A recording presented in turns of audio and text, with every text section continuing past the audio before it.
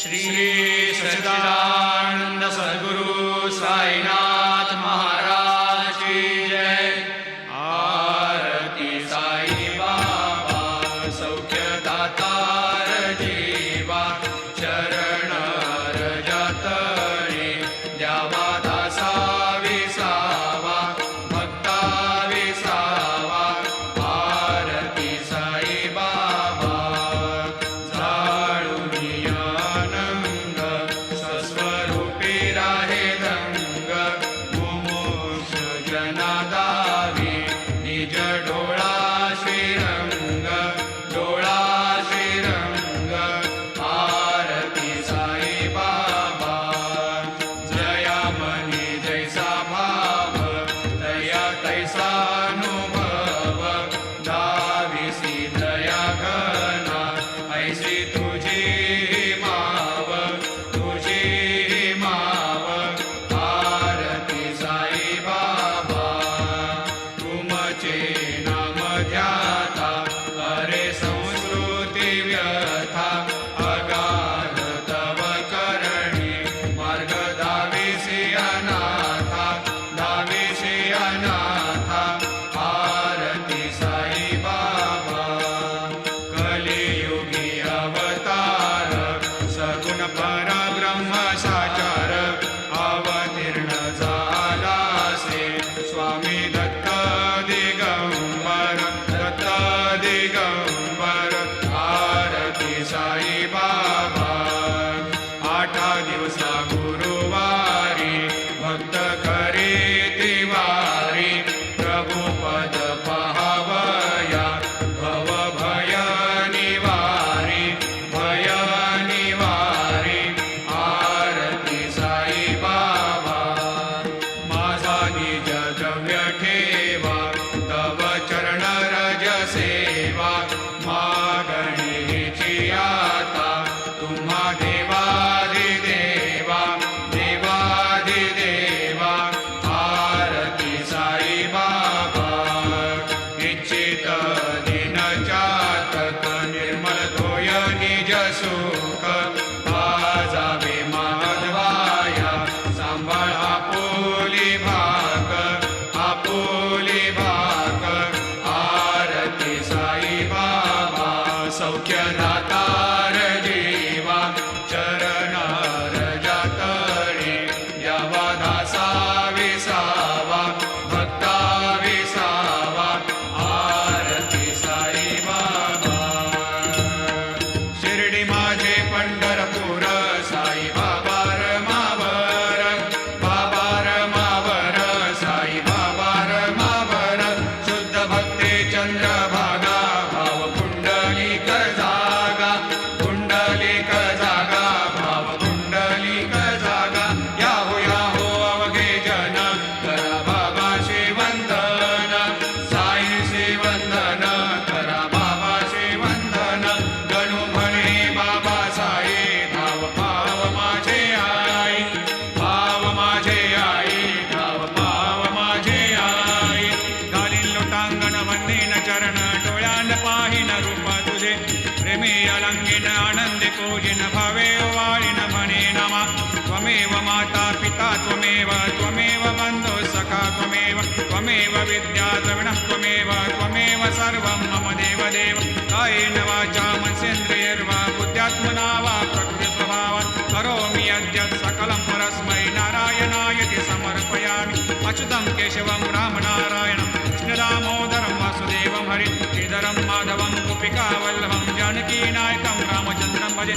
हरे राम राम राम हरे हरे। हरे कृष्ण कृष्ण कृष्ण हरे हरे। श्री गुरुदेवा दत्त अनंता तुला ते कसे रे स्तवावे, अनंता तुला ते कसे रे नमावे। अनंता मुखाचा शिणे शेष गाथा, नमस्कार साष्टांग श्री साईनाथा। स्मरावे मनी त्वत्पदा नित्य भावे, पुरावे तरे भक्तीसाठी स्वभावे। तरावे जगातारुणी मा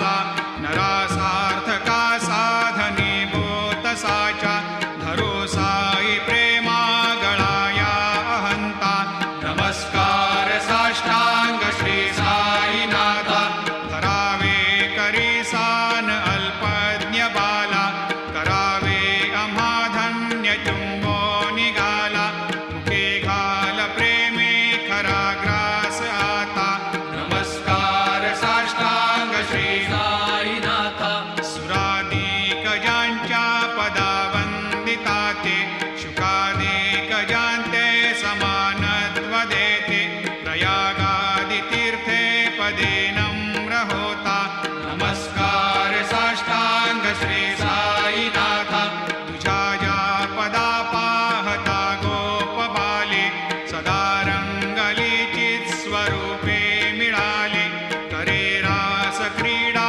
सवे कृष्णनाथा नमस्कार साष्टांग श्री साईनाथा तुला मागतो मागणे एक द्यावे करा जोडितो दीन अत्यंत भावे भवे मोहनी राज हातारी आता नमस्कार साष्टांग श्री साईनाथा ऐसा येई बासाय दिगंबरा अक्षय रूप अवतारा सर्व हि व्यापक तो श्रुतिसारा अनुसया त्रिकुमारा बाबा येई बा काशी स्नान जप प्रतिदिवशी कोल्हापूर भिक्षेशी निर्मल नदी तुंगा जलप्राशी निद्रा माहुर देशी ऐसा येई बा झोळी लोंबत सेवा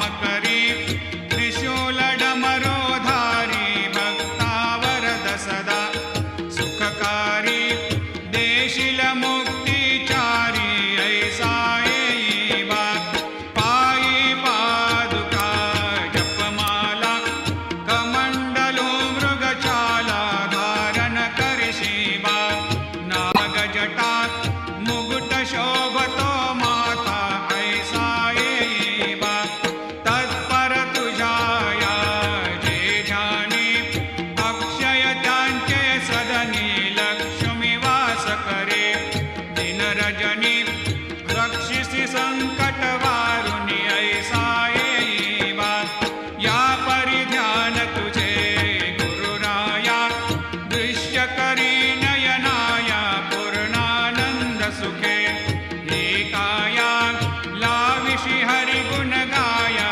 ऐसा येई बा साई दिगंबरा अक्षय रूप अवतारा सर्व हि व्यापक तो श्रुतिसारा अनुसया त्रिकुमारा बाबा येई बा सदा सस्वरूपं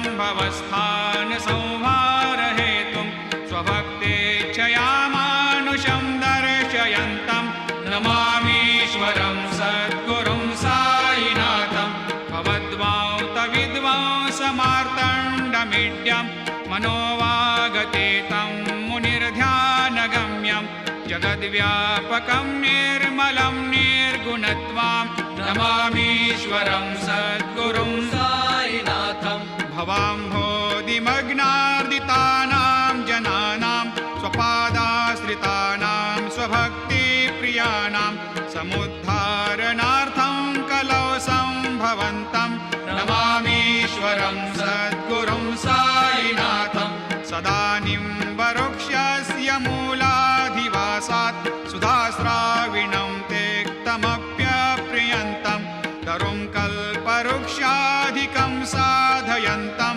नमामीश्वरं सद्गुरुं साईनाथं सदा कल्पवृक्षस्य तस्याधिमूले भवद्भावबुद्ध्या सपर्यादिसेवां नृणां कुर्वतां भोक्तिमुक्तिप्रदन्तं नमामीश्वरं सद्गुरुं साईनाथम् अनेकाश्रुता तर्क्यलीलाविलासै समावेशकृतेशान् भास्वत्प्रभावम् अहं भावहीनं प्रसन्ना समभावं नमामीश्वरं सद्गुरुं साईनाथं सतां विश्रमाराममेवाभिरामं सदा सज्जनैः संस्तुतं सन्नमद्भिः जनामोददं भक्तभद्रप्रदन्तं नमामीश्वरं सद्गुरुं साईनाथम् अजन्माद्यमेकं परब्रह्म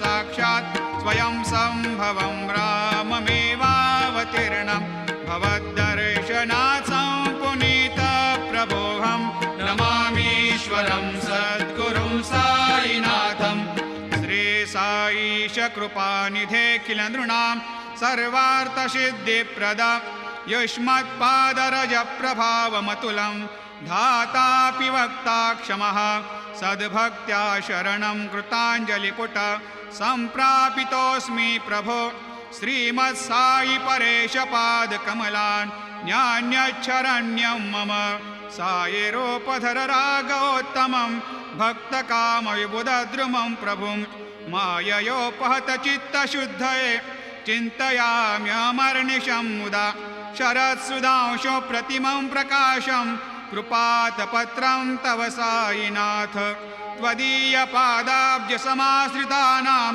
स्वच्छायया तापमपाकरोतु उपासनादैवत साईनाथ स्तवैर्मयोपासनिना स्तुतस्त्वं रमेन्मनोन्मे तव पादयुग्मे भृङ्गो यथाब्जे मकरन्दलुब्धः अनेकजन्मार्जितपापसंशयो भवेद्भवत्पादसरोजदर्शनात् क्षमस्व सर्वान्धपरान्धपुञ्जकान् प्रसीद साये सद्गुरोदयानिधे श्रीसाईनाथ चरणामृतपोतचित्तास् सत्पादसेवनरतः सततं च भक्त्या संसारजन्यदुनितोर्धवनिर्गतास्ते कैवल्यधाम परमं समवाप्नुवन्ते स्तोत्रमेतत्पठेद्भक्त्या यो नरस्तन्मना सदा सद्गुरो साईनाथस्य कृपापात्रं भवेद् ध्रुवं रुसो मम प्रियाम्बिका मजवरी पिता हि रुसो रुसो मम प्रियाङ्गना प्रियसुतात्मजा हि रुसो रुसो भगिनी बन्धु हि श्वशुरसासुबाई रुसो न दत्त गुरु साई मामजवरी कधीहि रुसो पुसो न सुनबाई त्या मजन भ्रातृजाया पुसो पुसो न प्रिय सोयरे प्रिय सगे न ज्ञाते पुसो पुसो सुरदना सखा स्वजननाप्तबन्धु पुसो परीन गुरु साई मामजवरी कधीहि रुसो पुसो न अबला मूले तरुणरुद्धहीना पुसो पुसो न गुरुधाकुटे मजन थोरसाने पुसो पुसो न च भले बुरे सुजन साधुहीना पुसो परीन गुरु साई मामजवरी कधीहि रुसो रुसो चतुरतत्त्वविद् विबुध प्राज्ञज्ञानी रुसो रुसो हि विदुषी स्त्रिया कुशलपण्डिता हि रुसो रुसो महीपते यति भजकतापसे हे रुसो न दत्त गुरु साई मामजवरी कधीहि रुसो रुसो कवि ऋषि मुनि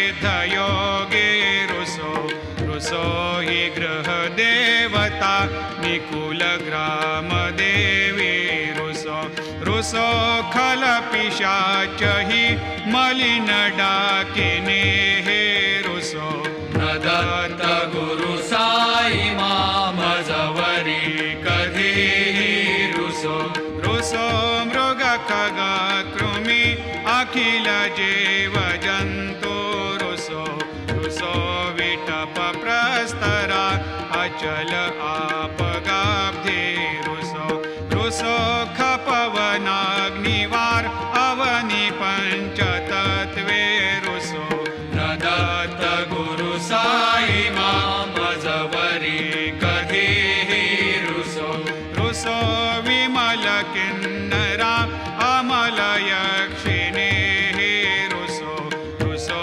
शशि खगादिः गगनितारका हे रुसो रुसो अमर राजहि अदय धर्मराजा रुसो न दत्त गुरु साई मजवरी कधीही रुसो रुसो मन सरस्वती चपल चेतते हे रुसो रुसो वपुदिशाखिला कठिन काल तो हे रुसो रुसो सकल विश्व हि मयि तु ब्रह्म गोलं रुसो न दत्त गुरु साई मजवरी कधीही रुसो विमूढ मनुनी हसो मजन मत्सरा हेडसो वदाभिरुचि उल्हसो जनन कर्दमीनापसो न दुर्गधृतीचा धसो अशिव भाव मागे खसो प्रपंची मन हे रुसो दृढ विरक्ती चित्ती ठसो कुणाची घृणा नसो न च स्पृहा कशाचे असो सदैव हृदयी वसो मनसि ध्यानि साये वसो पदी प्रणय ओरसो निखिल दृश्य बाबादिसो न दत्त गुरु साई उपरिया जनेला रुसो हरि ओं यज्ञेन यज्ञमयजन्त देवा स्थानि धर्माणि प्रथमान्यासन्न तेहनाकं महिमान सजन्त यत्र पूर्वे साध्या सन्ति देवाः ॐ राजाधिराजाय प्रसह्य साहिने नमो वयं वै श्रवणाय कूर्महे समे कामान् कामकामाय मह्यं कामेश्वरो वै श्रवणो दधातु कुबेराय वै श्रवणाय महाराजाय नमः ॐ स्वस्ते साम्राज्यं भोज्यं स्वराज्यं वैराज्यं पारमेष्ठ्यं राज्यं महाराज्यमाधिपत्यमयं समन्तपर्याधीशात् सार्वभौमः सार्वायुषान्तादापरार्धात् पृथिव्यै समुद्रपर्यन्ताय एकराळिति तदप्येष श्लोकोऽभिगीतो मरुतः परिवेष्टारो मरुतस्य वसन्ग्रहे आवीक्षितस्य कामप्रियैर्विश्वे देवा सभासदैति श्रीनारायण वासुदेवाय सच्चिदानन्द सद्गुरु साईनाथ महाराज की जय।